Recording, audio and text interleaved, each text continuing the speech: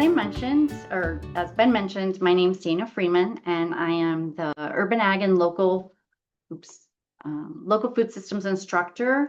I have a statewide appointment, but this is a new position for me, and I do live in Omaha, and I'm starting where I've been officed at in Douglas Sarpy.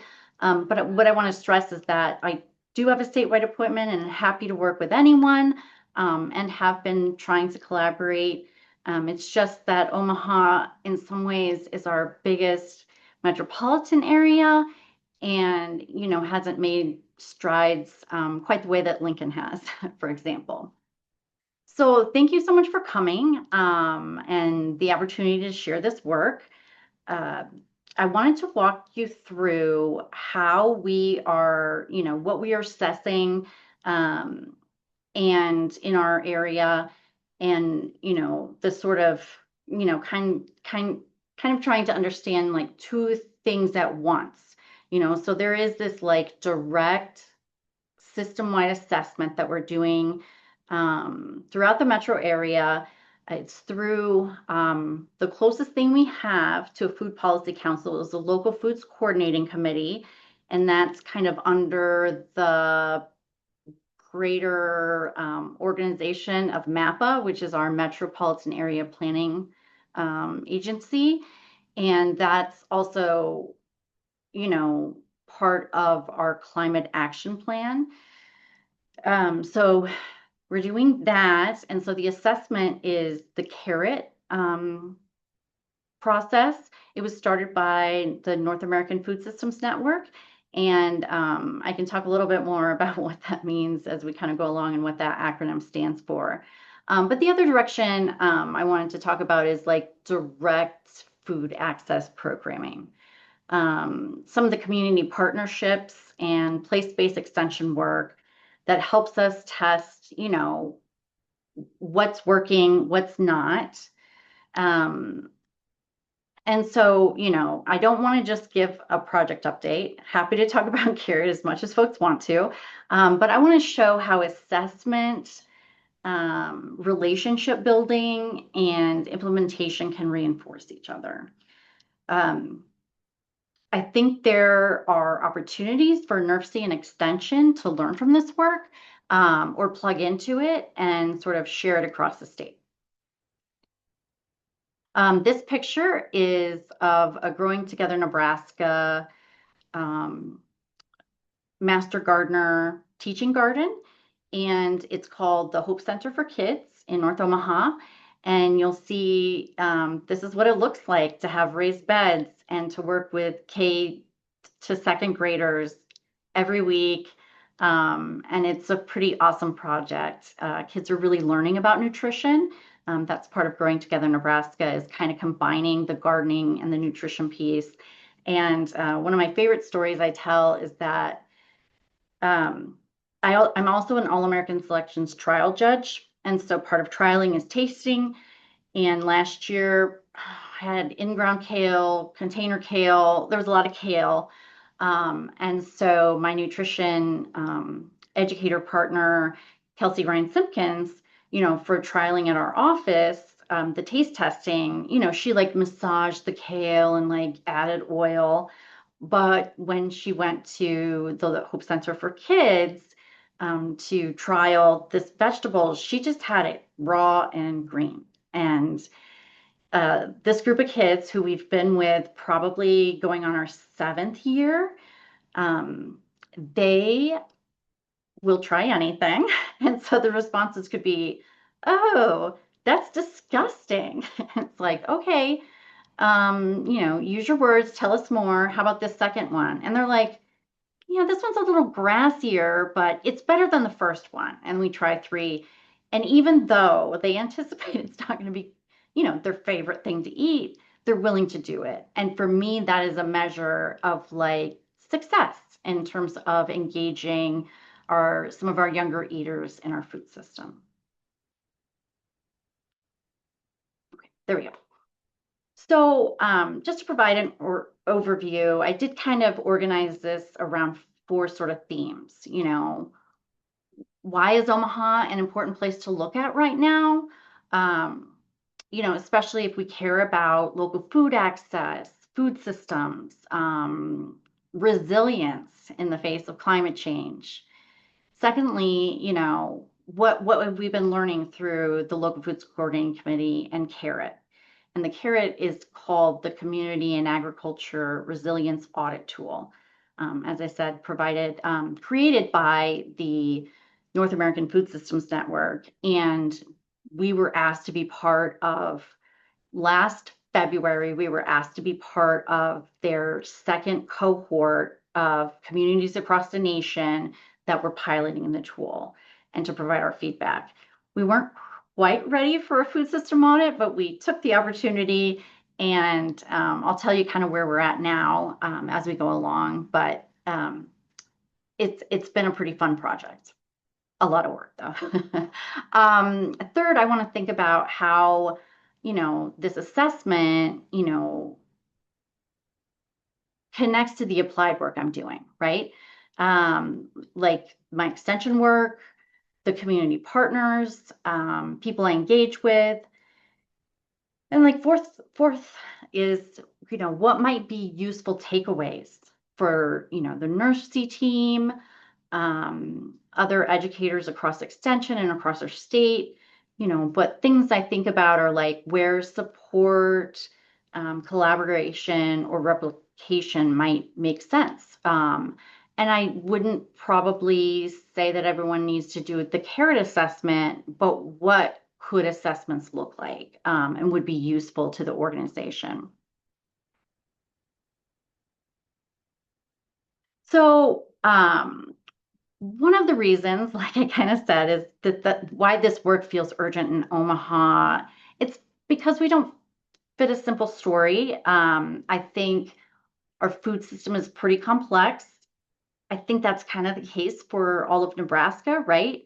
We grow and produce a lot of food, but that's, a lot of it is not meant for human consumption. So that's, Omaha is its own unique place and community, but it does sit within this like kind of complex state of, where we don't grow most of our food. So there is food system activity, and so that's pretty awesome. There are committed folks doing this work, local growers, I would probably say even more regional growers, a lot of nonprofit groups. There's a fair number of markets, whether those are like kind of city-wide big markets or neighborhood markets. There's public agencies pushing policies, for example, and just a lot of educators, whether they come from the university or they come from a nonprofit or whatever that looks like. But there's a lot of people doing meaningful work. And one of the things we have heard is that, people consistently report things like, there seems to be this activity, but the system doesn't seem to perform quite as expected, right? Like there are gaps in the system between, how well things are operating or functioning and, the work that's being done. So that's very interesting to me. I think, we see pieces of a stronger food system, but those pieces are not always connected that in ways that seem to improve our resiliency or equity at scale. I feel like we didn't all learn the lesson from COVID. One of the lessons we learned is that our food system is fragile. And then last fall, another time when it felt like we, didn't quite learn that COVID lesson was when our SNAP program was not, the funding didn't continue for that. And I think some of that tension is what makes the Carat or an assessment process useful here. It gives us a way or an opportunity to move these sort of isolated programs or actions, activities to something that is more, kind of a shared picture of what our system is doing well, what our system is not doing well, and where coordination matters the most or where it could be most effective. So that's kind of what we're doing. And so here on the slide, I just wanted to point to that the Carat audit tool had 7 themes. Those included everything from, natural resources to food enterprise, lots of questions about, sort of issues around equity. So there were 7 themes, and each of those themes had indicators. And so there were 101 indicators that we answered, by like reaching out to community members, looking up local data, interviewing people, providing focus groups. And so the question all of the questions or the indicators start with like, our food system has programs and policies that one of them could be protects farmland from development, and then we say, how do we answer this question? And then we look for, programs and partners and folks, and we gather that data to say, how well is our community doing that? And then so we do all this interviewing, we held focus groups, we, called people on the phone, we looked up data, and then we scored each indicator, and then kind of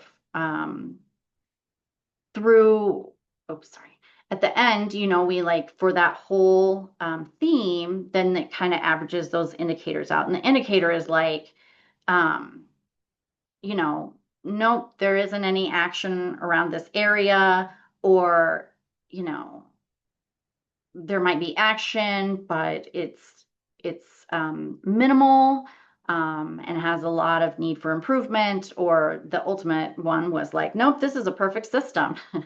And I want to say that the number 4, which is like the perfect system, I think of that as like, I'm never going to probably judge something a 4. There's always ways we can get better. But yeah, it was very interesting. But we did, like I said, kind of consistently here, like I feel like we have a good energy across the system. There's lots of people doing work. But access isn't as good as it should be, especially for getting fresh, healthy produce to folks in need.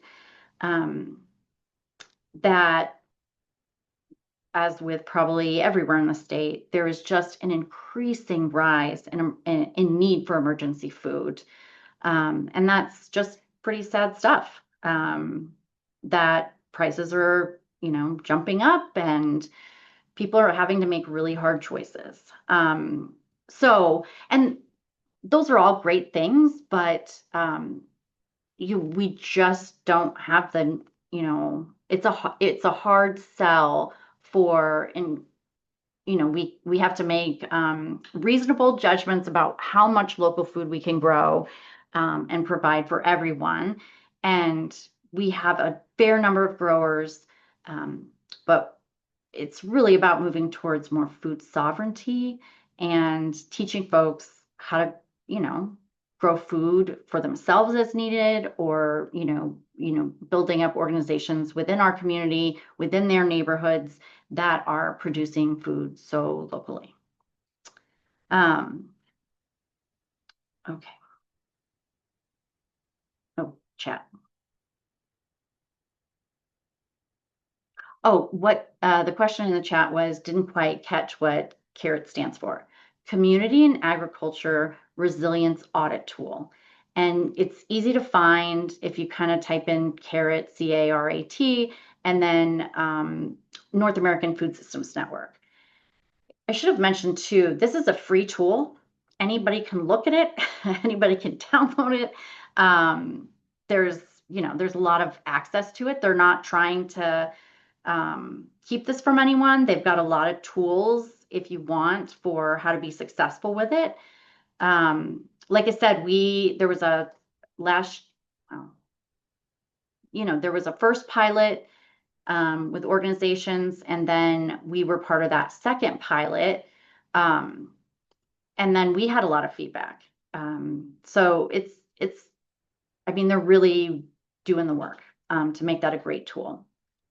So I wanted to kind of show early on, like, where some of my extension work fits in. And this is just some like broader work that, whether it's those in our office, I'm not involved with all of these. I mean, I am, but there's additional projects in here that it's not me in extension, but other folks in our organization who are working on.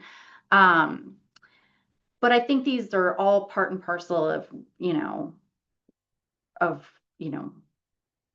our local food system, right? So there's work around, the assessment work. There's direct food access work. And, even the capacity building work. And this is all relying on relationships and relationship building.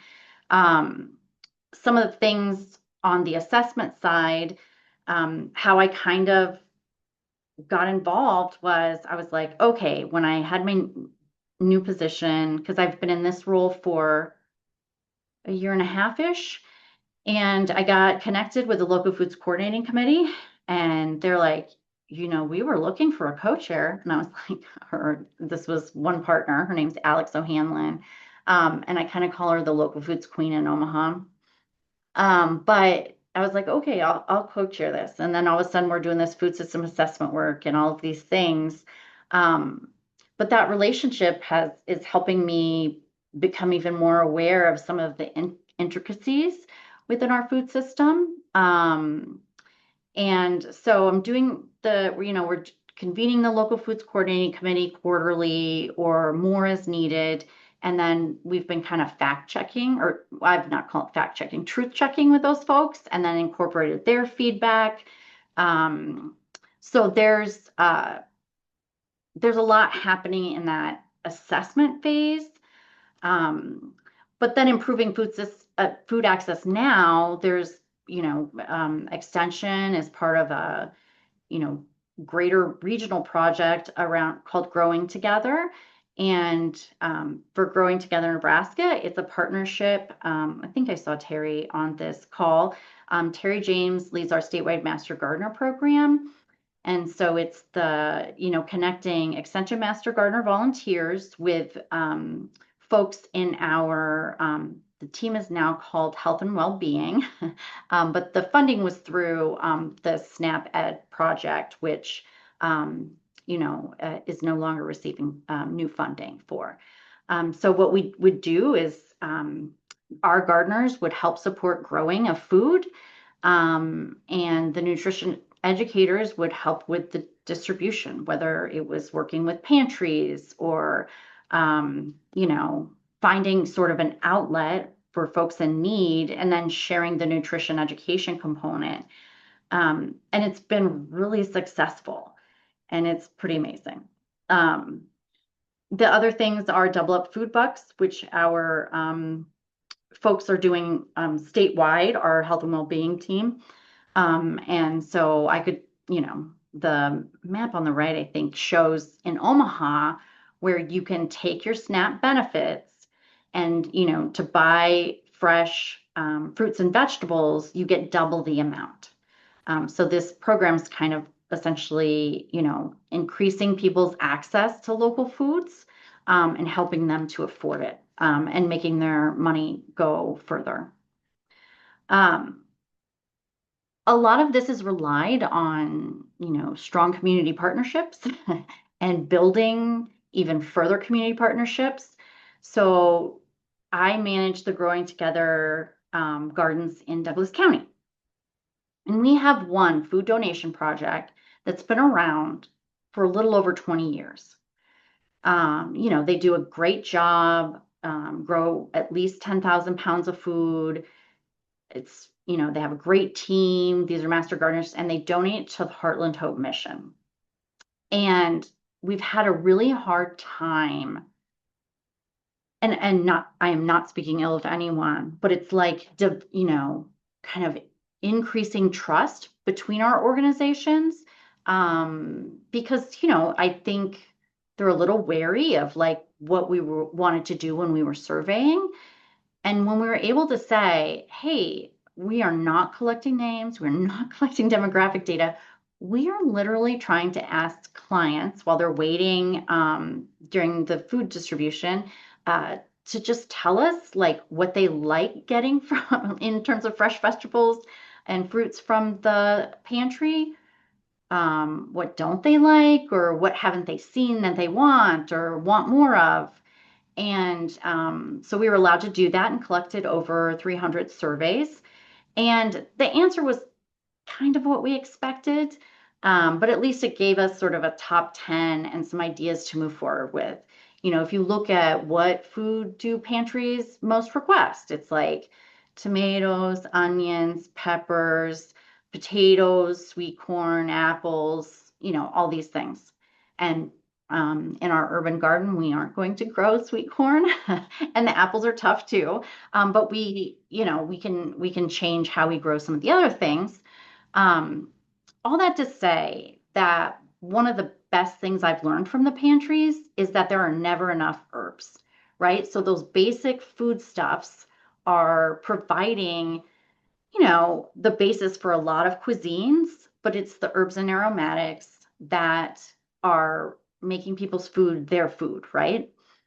So we've really stepped up our herb game, and those are usually pretty easy things to grow. And when master gardeners know, like they want herbs, oh please, I got this on herbs. It's exciting.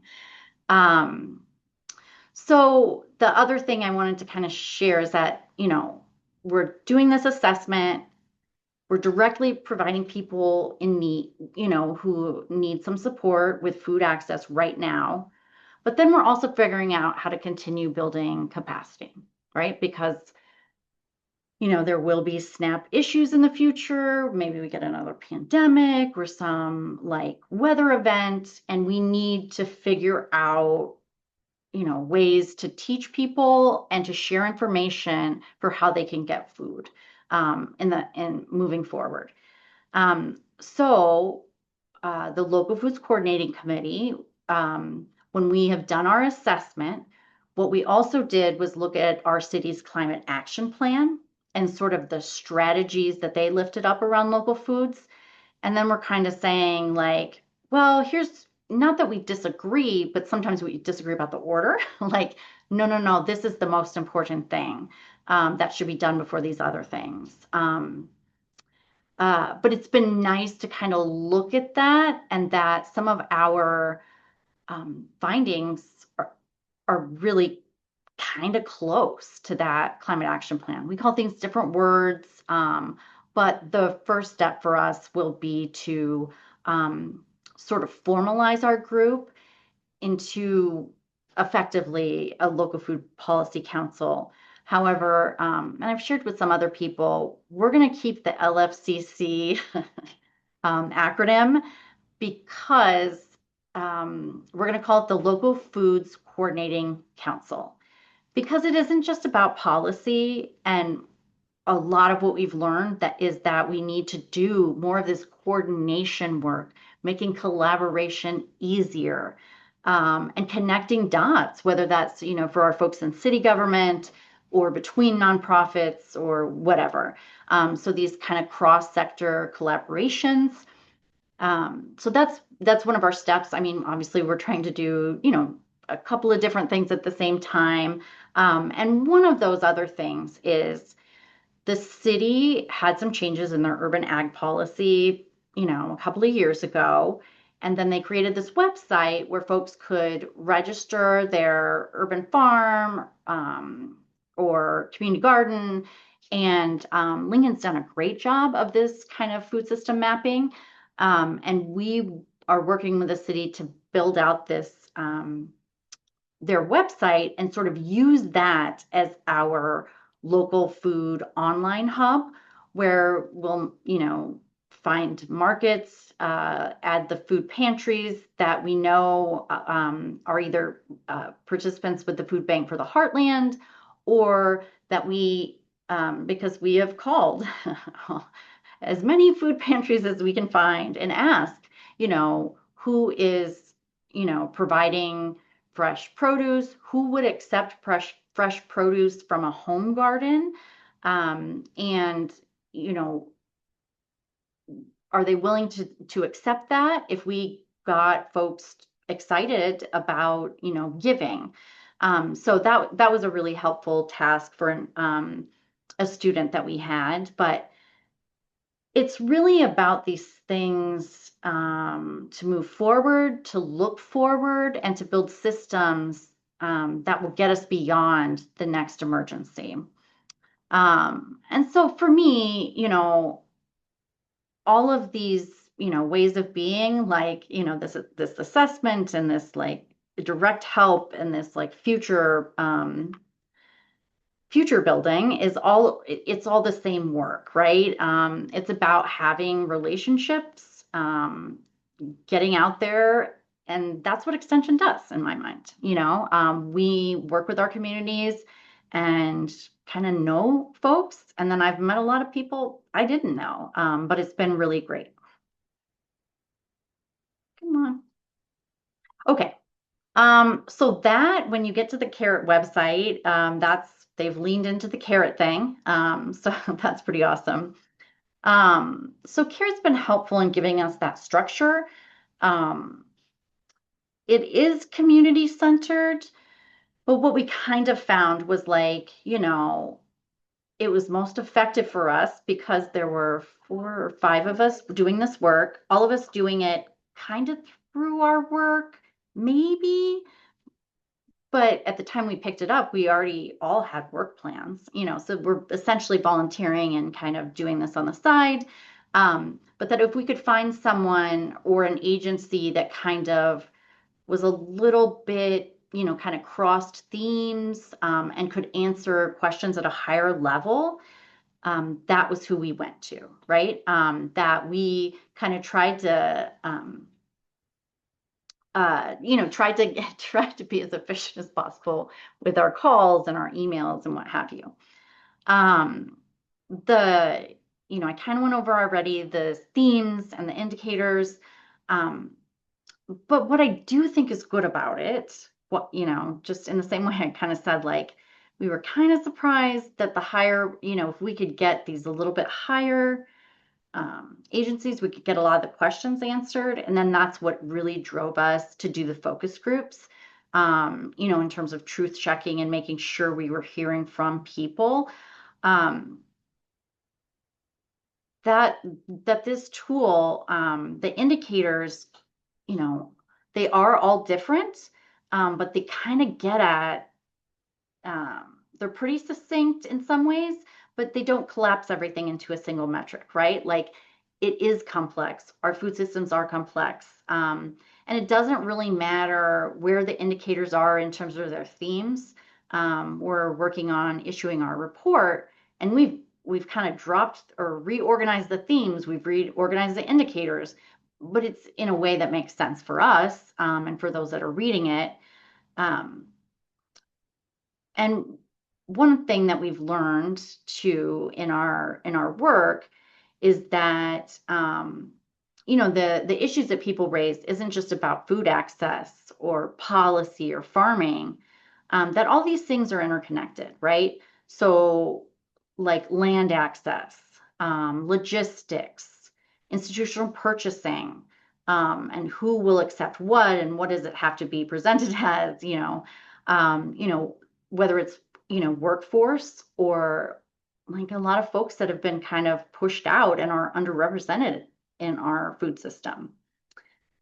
And so Carat did really provide a tool where we could kind of hold all of these like complexities and, the sort of like our food system and all the things that it's about, is to hold those together, and kind of try to build a baseline, that's useful to practitioners and decision makers. Granted, we've been working on this for a year, a little over a year, and we already feel like it's not exactly outdated, but it's coming there. Like in that, so we acknowledge that this is a snapshot in time, and at least, if we need to reassess, having this baseline then says like, look, we've made these successes versus, not knowing what we even had. So that's been like really nice.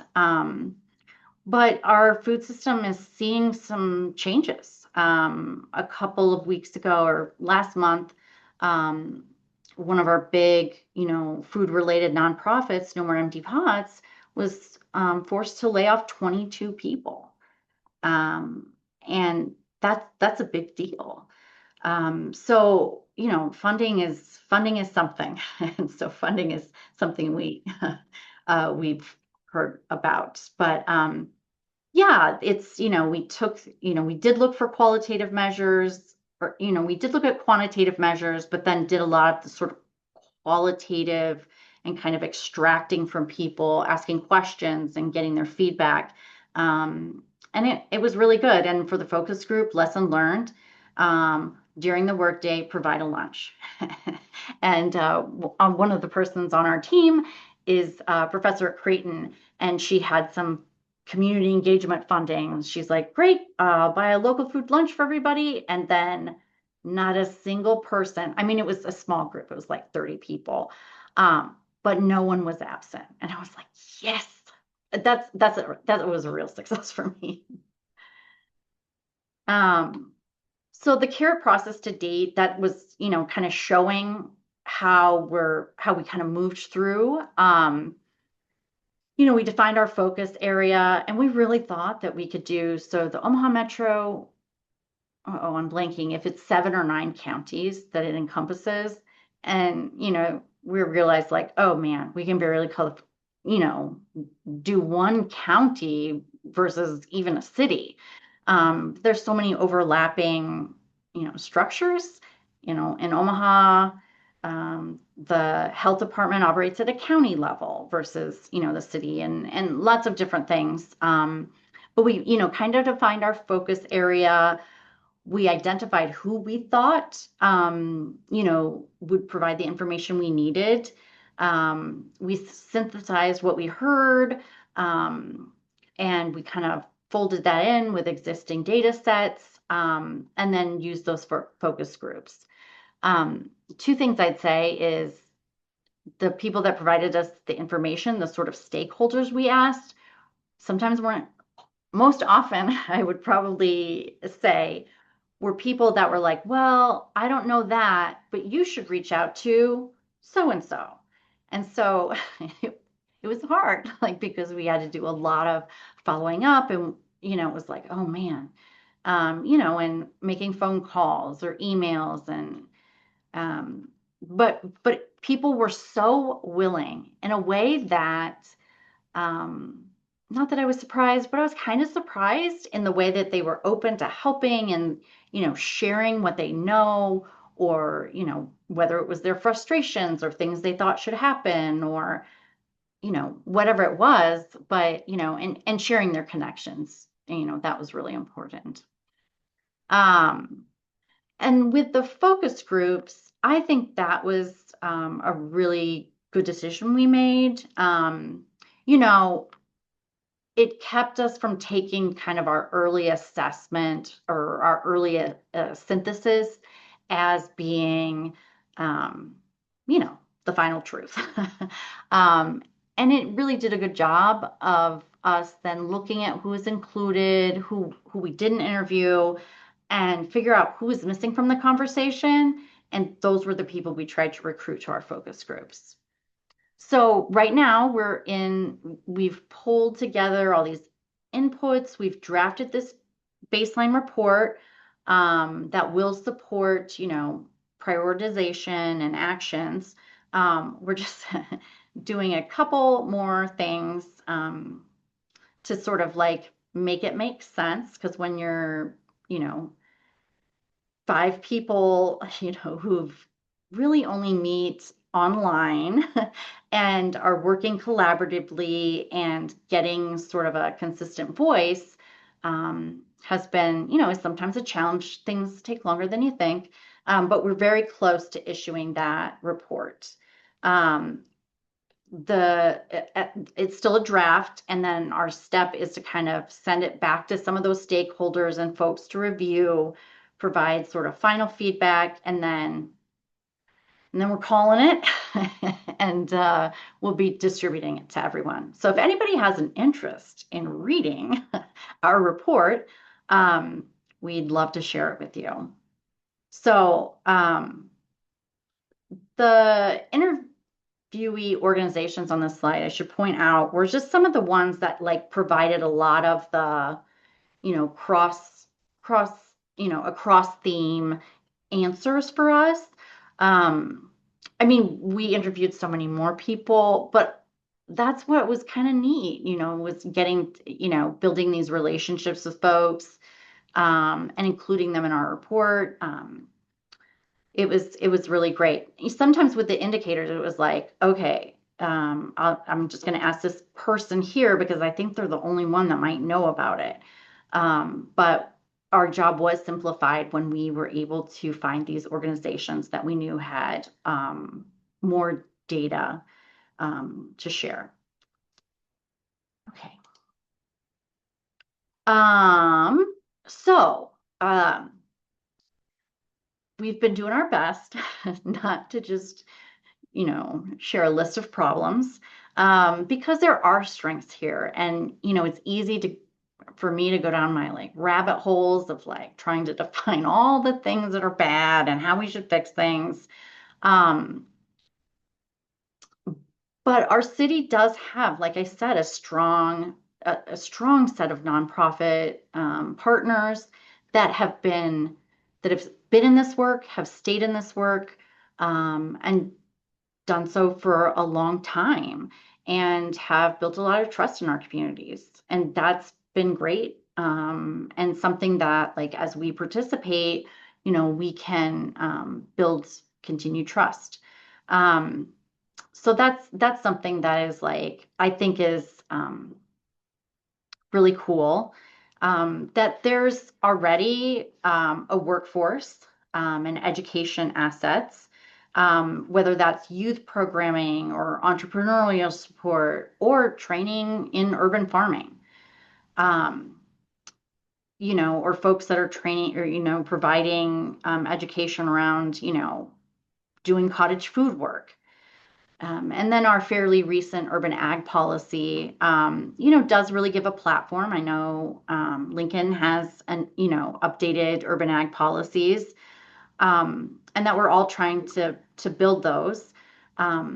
So there is opportunity there. We're not starting everything from zero, but what we see as our goal as we form into the Local Foods Coordinating Council is to build that stronger connection among assets that already exist, people that may be sort of adjacent or outside, and make it a welcoming place for them to come and contribute.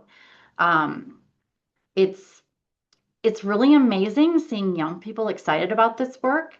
I got an email yesterday from a sophomore at some school in Minnesota. I can't quite remember, but she said she's in diet or public health. And she's like, I really want to work in this intersection of like urban ag and nutrition. And I was like, oh, you were meant for extension. like let's bring you in and show you kind of the things that we do. But there's lots of young people like that, and it's really exciting. So I did try to do the positive first. Um, and but some of the challenges that we heard repeatedly from interviewees or focus groups or whatever, that there's kind of four barriers that just kind of kept rising up. And it's not a surprise that ding, ding, ding, funding instability is at the top of the list. Programs are effective, but they're hard to sustain. when staffing may or may not be receiving, a livable wage. Um, that, you can train people in urban ag or urban farming, but if there's no job there or some way for you to provide them some land access, it's it's not good. Funding has been fragile, and I'm not sure we know when that won't be the case anymore. So it's incumbent on us, in my opinion, is to work together to sort of, not duplicate services quite as much in terms of, say, groups that are doing X, Y, or Z, and to go for grants as partners, right? And then kind of clearly, finding lanes for our different partners, that we're all doing the same work. Stakeholders also talked about a lot of effort that they have to put in things because we might be missing some shared infrastructure, or aligned decision making. And so it sometimes feels like you're making things from scratch. Um, the other thing that our group, the coordinating council, wants to do is to bring folks together and build trust among organizations, because sometimes organizations develop a bit of a scarcity mindset and feel like they're fighting for everything, and all these groups are fighting for the same dollars. But if we can kind of help folks see where they may not be doing that, or develop, find an opportunity to come together and develop continued relationships. So the LFCC we host 4 quarterly, everybody meetings, but we started last year holding a social, and this year we're holding 2 socials, because that's what people need. We heard it over and over again. The third thing is like that workforce, that there is that clear training. We've also got, our local community college that trains folks. Like I said, a lot of organizations have kind of urban farming programs, whether that's Big Muddy or City Sprouts, but that there's not clear pathways into, land access or getting a decent wage, that people are having to, do their urban farming in the evening because they've got to have a full-time job to sort of support that.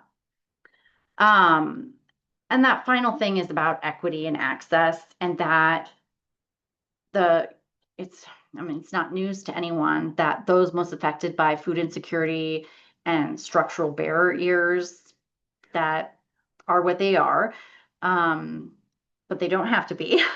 But those folks aren't centered in like policy, decisions, planning, leadership, and or maybe even having market access. So that's kind of incumbent on us to help do a better job. So in terms of like why this is urgent to me and probably you, is that, the need for, rescue or emergency food remains high, and it's risen since the pandemic, and then kind of kicked into an even another gear last fall, with the changes to SNAP. So what we're seeing isn't just a temporary shock. It's like really about deeper affordability and access issues. The other thing we hear from a lot of folks is that like local production and local purchasing sometimes aren't necessarily connected. So again, we're surrounded by agriculture, but that doesn't necessarily translate into a resilient local food economy, or better access for residents.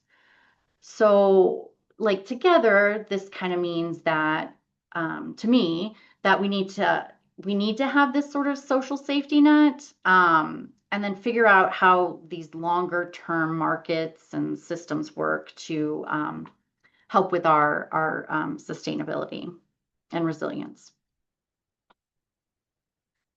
I think this is the moment of opportunity. I think that urban ag work matters because it helps legitimize and support practices within neighborhoods and communities. You know, that food systems aren't just agriculture, but they're about hunger relief. They're about climate action, economic development, nutrition and health, as well as equity. And from my perspective, one of the things is that the ability to learn from what others are doing. That, for example, what we talked about before, like the Growing Together Nebraska, the Double Up Food Bucks, and all those projects, there aren't side stories. They're where we see people being successful, and that these sort of policy or systems barriers, where they show up in real life and how people are overcoming them. So that's what's really exciting to me. I will say about the second box about regional planning alignment, that the mayor of Omaha recently created a risk and resilience task force. I think somewhat like it's around the climate action policy, but it's something that I know some folks in this meeting are involved in. But that is really giving, we were asked as part of this local food council to provide input on that, about what we think from our study is like most important. And that feels big to me because I don't think for planning purposes that local foods always gets a voice in that. So we're kind of excited,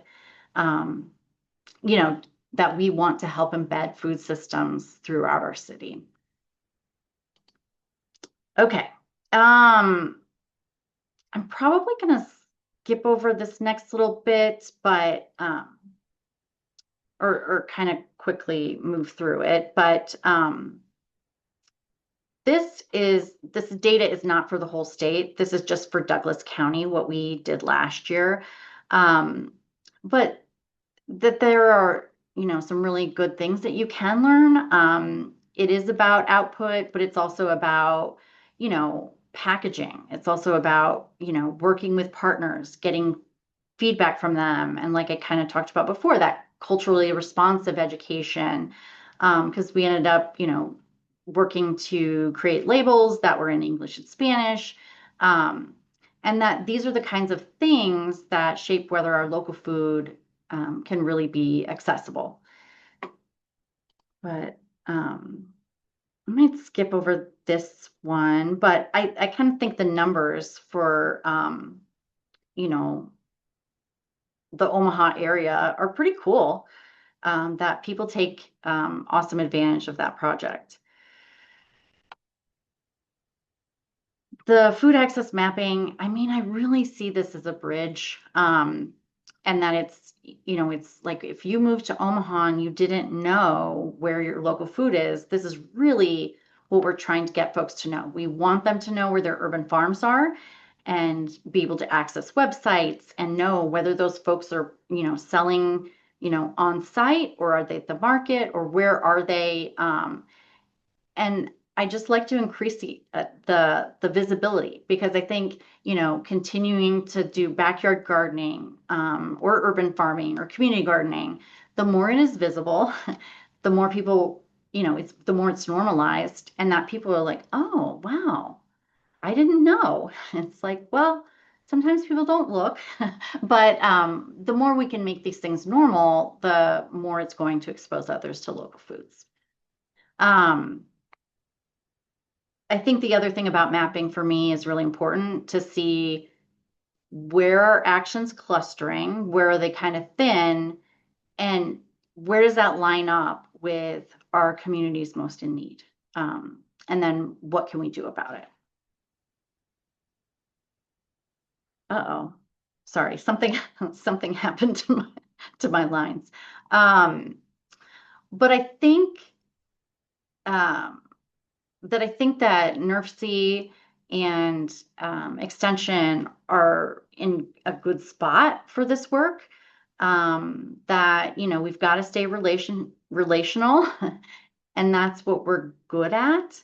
Um, you know, we're not, when we're going out and doing these assessments, the point isn't to be purely extractive.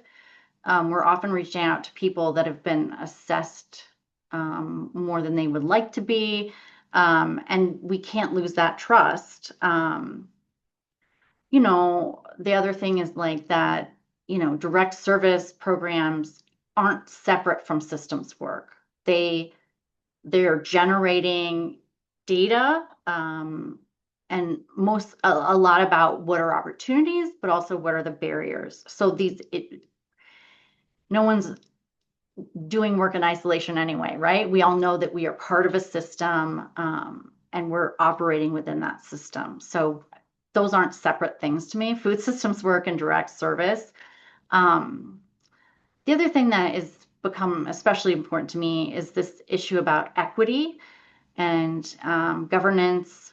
And as we start to form our local food coordinating council, that we want to make sure that not only we representative in terms of the organizations that are across the city and county and can help inform the work, but also that folks, like, whether that's like in terms of